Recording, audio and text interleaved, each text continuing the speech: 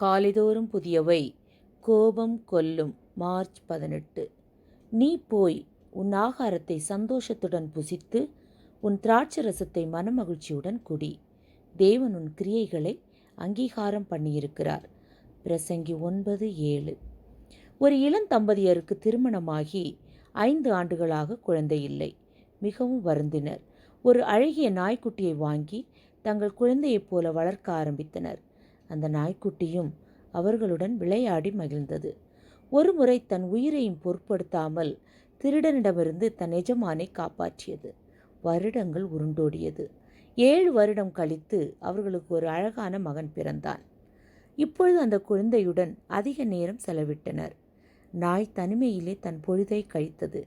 குழந்தை மேல் பொறாமை கூட வந்தது அந்த நாய்க்குட்டிக்கு. ஒரு நாள் குழந்தையை தொட்டிலில் போட்டுவிட்டு மாடியில் இருவரும் பேசிக்கொண்டிருந்தார்கள். சிறிது நேரம் கழித்து நாயின் சத்தம் கேட்டு ஓடி வந்தார்கள். நாயின் வாயில் இரத்தம் சொட்டியது. இதை பார்த்ததும் மிகவும் கோபமடைந்து எஜமானர் தன் துப்பாக்கியை எடுத்து வந்து நாயை சுட்டு வீழ்த்தினார். தாய் நீராக தொட்டிலை நோக்கி ஓடினாள். குழந்தையை வாரி அணைத்து திரும்பவும் கத்தினாள். தொட்டிலின் அருகே 2 துண்டுகளாக ஒரு பாம்பு கிடந்தது. அவர்கள் வளர்த்த நாய் தான் குழந்தையை காப்பாற்ற பாம்பை கடித்து போட்டு உள்ளது.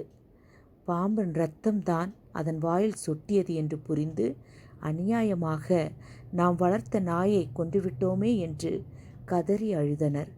முன்கோபம் முட்டாள்தனத்தில் தான் முடியும். காயினின் காணிக்கையை தேவன் அங்கீகரிக்காததினால் காயின் ஆபேல் மேல் கோபப்பட்டு அவனை கொன்று போட்டான். அப்பொழுது கர்த்தர் காயினை நோக்கி, உனக்கு ஏன் எரிச்சல் உண்டாயிற்று? உன் முகநாடி ஏன் வேறுபட்டது என்றார். ஆபேலுக்கு விரோதமாக எழும்பி அவனை கொலை செய்தான். ஆதியாகமம் 4:6-8 வரை உள்ள வசனங்கள். இதேபோல் சவுலுக்குள் பொல்லாத ஆவி பிரவேசித்த போது தாவீதை ஈட்டியால் குத்த முற்பட்டான்.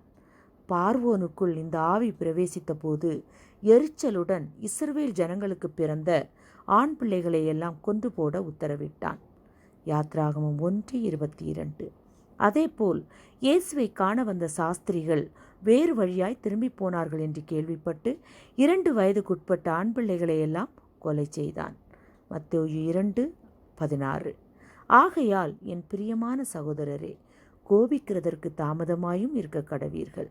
முட்டாள்களே தங்கள் கோபத்தை முழுமையாக சீக்கிரமாக வெளிப்படுத்துகிறார்கள் என்பதை உணர்ந்து நாம் கோபப்படாதிருப்போம். ஜெபம்.